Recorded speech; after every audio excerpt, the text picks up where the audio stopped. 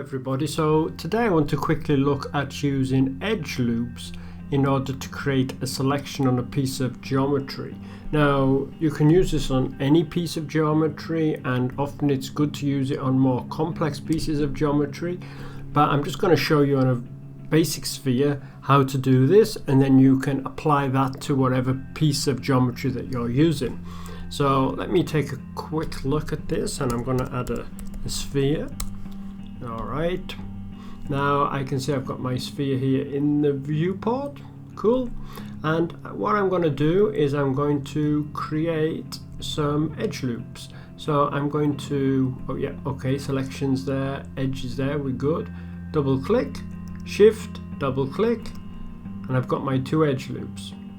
Now in order to select these places right in the middle here, what I now need to do is hold the Shift H key and then just click anywhere on the geometry that I want to fill. So I want to fill this bit, so click, and I filled it now with edges. But I want this to be using primitives. So what I can do now is convert them. So remember, right click, go to Convert Selection to. But before I do this, watch what happens. I want to select all these pieces here, but remember that when it converts it, it will convert it using anything that is connected to this edge. So I will select these ones in the middle, but I will also select these ones here on each side. So let's do that.